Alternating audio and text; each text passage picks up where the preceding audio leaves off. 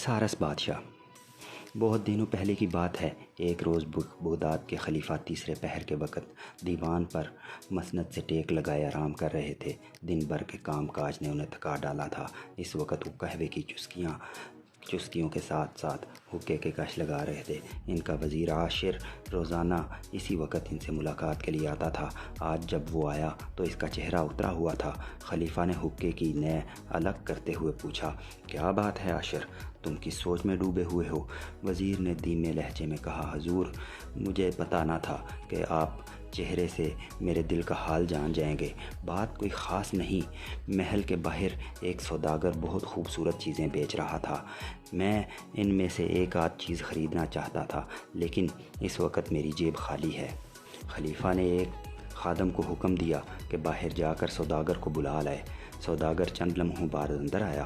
وہ ایک ٹھگنے سے قد کا موٹا سا آدمی تھا۔ اس نے کچھ انگوٹھیاں، جواہرات، جڑاؤ، تپنچے، خوبصورت پیالے اور کنگھیاں سامنے رکھ دیں۔ خلیفہ نے وزیر کے لیے ایک تپنچہ خریدا اور وزیر کی بیوی کے لیے ایک خوبصورت کنگھی۔ اچانک خلیفہ کی نظر ایک ننھے سے صندوقچے پر پڑی جس میں سیاہ رنگ کا سفوف رکھا ہوا تھا اور ایک کاغذ پر عجیب و غریب سی لکھاوٹ تھی۔ یہ کیا ہے؟ خلیفہ نے سوداگر سے پوچھا۔ جہاں پناہ، میں خود نہیں جانتا اس صندوقچے میں کیا رکھا ہوا ہے۔ مکہ کے ایک سوداگر نے مجھے تحفے میں دیا تھا۔ آپ کو پسند ہو تو آپ کی نظر ہے۔ خلیفہ کو پرانی اور انوکھی تحریروں سے خاص دلچسپی تھی۔ اس نے وہ کاغذ لے لیا اور صندوقچہ اور سوداگر کو رخصت کر دیا۔ پھر وزیر سے دریافت کیا، تم یہ تحریر پڑھ سکتے ہو؟ وزیر نے جواب دیا، جی نہیں حضور، مگر بڑی مسجد کے قریب ایک شخص رہتا ہے، اس کا نام سلیم ہے، اسے بہت سی پرانی زبانیں آتی ہیں، شاید وہ پڑھ دے۔ خلیفہ نے اسی وقت سلیم کو بلوایا۔ سلیم چند لمحوں میں آ پہنچا۔ خلیفہ نے کہا، لوگ تمہیں عالم کہتے ہیں، کیا اس کاغذ پہ لکھی ہوئی عبارت پڑھ کر اس کا مطلب بتاؤ؟ اگر تم کامیاب ہوئے تو انعام ملے گا، نہیں تو تمہیں سزا دی جائے گی۔ سلیم نے کاغذ پر نظر ڈالی، پھر کہا، حضور یہ تحریر لاطینی زبان میں ہے۔ اس کا مطلب یہ ہے کہ جو شخص بھی صندوقچے میں رکھے ہوئے سفوف کو سونگھ کر معتبر کہے گا، اس کی شکل اپنے آپ اس کی پسند کے کسی جانور کی شکل میں تبدیل ہو جائے گی اور جانوروں کی بولی بھی سمجھنے لگے گا۔ پھر جب وہ دوبارہ انسان بننا چاہے تو مشرق کی طرف 3 بار سر جھکا کر لفظ معتبر پڑھے گا۔ شرط صرف یہ ہے کہ جانور کی شکل تبدیل کرنے کے بعد وہ بھولے سے بھی مسکرانے کی کوشش نہیں کرے گا، نہیں تو وہ لفظ معتبر بھول جائے گا اور ہمیشہ جانور ہی رہے گا۔ سلیم کے خاموش ہوتے ہی خلیفہ نے بہت پرجوش انداز میں اس کو شاباشی دی، انعام و اکرام سے نوازا اور اس سے عہد لیا کہ وہ کسی کے سامنے اس بات کا تذکرہ نہیں کرے گا۔ سلیم کے جانے کے بعد خلیفہ نے وزیر سے کہا، عاشر یہ تو بہت شاندار چیز ہمارے ہاتھ لگی ہے، کل صبح تم آ جاؤ، پھر کسی سنسان جگہ پر چل کر ہم سفوف کا تجربہ کریں گے۔ دوسرے دن خلیفہ صبح کے ناشتے سے فارغ ہوا ہی تھا کہ وزیر آ گیا۔ خلیفہ نے اپنے مسلح باڈی گارڈ کو حکم دیا کہ وہ صندوقچہ لے کر اس کے پیچھے پیچھے چلے۔ کچھ دیر دونوں محل کے گرد پھیلے ہوئے باغوں میں کسی جاندار مخلوق کی تلاش کرتے رہے۔ اس تلاش میں ناکامی ہوئی تو عاشر نے مشورہ دیا، کیوں نہ جھیل کی طرف چلا جائے، وہاں سارس، بگلے اور دوسرے آبی پرندے ضرور موجود ہوں گے۔ خلیفہ نے عاشر کی بات مان لی۔ دونوں جھیل کی طرف چل پڑے۔ ابھی وہ کنارے تک پہنچے ہی تھے کہ انہیں ایک سارس نظر آیا جو اپنی لمبی چونچ زمین پر جھکائے مینڈکوں کی تلاش میں مصروف تھا۔ ایک اور سارس ہوا میں اڑتا دکھائی دیا۔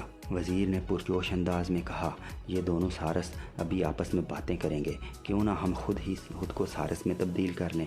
ٹھیک ہے، خلیفہ نے عاشر کی بات کی تائید کی، لیکن پہلے ہم یہ اچھی طرح یاد کر لیں کہ ہم دوبارہ انسان بننا چاہیں تو ہمیں کیا کرنا ہوگا، کیونکہ ہمیں مشرق کی طرف 3 مرتبہ سر جھکا کر ایک لفظ کہنا ہوگا، معتبر، لیکن یہ خیال رہے کہ کسی بھی طرح ہنسی نہ آنے پائے، نہیں تو ہم سارس ہی بنے رہیں گے۔ اتنے میں اوپر اڑتا ہوا سارس دھیرے دھیرے پروں کو سمیٹتا ہوا نیچے اترا۔ خلیفہ نے جلدی سے صندوقچہ کھولا، چٹکی بھر سفوف نکال کر سونگا اور پھر ایک چٹکی بھر سفوف عاشر کی طرف بڑھا دیا۔ پھر دونوں مشرق کی سمت 3 بار جھکے اور ایک ساتھ چلائے، معتبر۔ اچانک دونوں تیزی سے بدلنے لگے۔ ان کی ٹانگیں لمبی لال چھڑیوں جیسی ہو گئیں، پیلے رنگ کی چپلیں سارس کے پنجوں میں تبدیل ہو گئیں، بازو ڈھنے بن گئے، گردن لمبی ہو گئی، داڑیاں غائب ہو گئیں اور سارے بدن پر نرم نرم سفید پر اگ آئے۔ واہ، تمہاری چونچ کتنی خوبصورت ہے، خلیفہ نے تعریفی انداز میں وزیر کی طرف دیکھتے ہوئے کہا۔ شکریہ حضور، عاشر نے بڑے ادب سے کہا، پھر بولا، اگر آپ اجازت دیں تو یہ عرض کروں کہ آپ سارس کی شکل میں اپنی اصل صورت سے بھی زیادہ شاندار نظر آ رہے ہیں۔ اب ہم ذرا ان سارسوں کے پاس چل کر ان کی بات سنیں، ذرا یہ دیکھیں کہ ہم ان کی بولی سمجھ پاتے ہیں یا نہیں۔ ہوا میں اڑتا ہوا سارس زمین پر اترنے کے بعد چونچ سے اپنے پاؤں صاف کر رہا تھا، پھر اس نے اپنے پر جاڑے اور دوسرے سارس کی طرف بڑھا۔ کہو دوست، کیا حال ہے؟ پہلے سارس نے دوسرے سارس سے کہا۔ خدا کا شکر ہے دوست، میں ذرا اپنے ناشتے کا انتظام کر رہا تھا، کہو تو تمہیں بھی ایک آدھ مینڈک یا چھپکلی کی ٹانگ پیش کروں؟ بہت بہت شکریہ، آج پتہ نہیں مجھے بالکل بھوک نہیں ہے، میں تو بس یوں ہی کچھ دیر یہاں سکون سے گزارنے کے لیے چلی آئی۔ آج میرے والد کے کچھ مہمان آنے والے ہیں، مجھے ان کے سامنے رقص کرنا ہوگا، تھوڑی سی مشق کر لوں۔ یہ کہتے کہتے اس نے ناچنا شروع کر دیا۔ خلیفہ اور وزیر انہیں حیرت سے دیکھ رہے تھے۔ ان کی باتیں سن کر انہیں یہ پتہ چلا کہ ایک سارس نر ہے اور ایک مادہ سارس اپنی لمبی گردن ہلا ہلا کر بڑے جوش کے ساتھ ناچنے میں مگن تھی۔ نر سارس اس کی طرف تحسین امیز انداز سے دیکھ رہا تھا۔ اچانک مادہ سارس نے ناچتے ناچتے اپنی ایک ٹانگ اٹھا لی اور دوسری ٹانگ پر کھڑی ہو کر پھیریاں لینے لگی۔ وہ ایک ہی جگہ چکر کاٹتی جاتی اور اپنے پروں کو پنکھوں کی طرح ہلا رہی تھی۔ اس کو ناچ میں مگن دیکھ کر خلیفہ اور وزیر دونوں زور سے ہنس پڑے۔ ہنسی کی آواز نے دونوں کو ڈرا دیا۔ انہوں نے جلدی سے پر کھولے اور یہ جا وہ جا، بڑی مشکل سے خلیفہ اور وزیر نے اپنی ہنسی روکی۔ واہ بھائی، کیا شاندار رقص تھا، خلیفہ نے کہا۔ پھر اچانک وزیر کو یاد آیا، انہیں ہنسنا نہیں تھا۔ اس کا دل زور زور سے دھڑکنے لگا۔ حضور حضور، وہ چیخ کر بولا، ہم سے بڑی بھول ہو گئی، ہمیں ہنسنا نہیں تھا، اب ہم شاید دوبارہ انسان نہ بن پائیں۔ خلیفہ یہ سنتے ہی ڈر سے کانپ اٹھا۔ کیا؟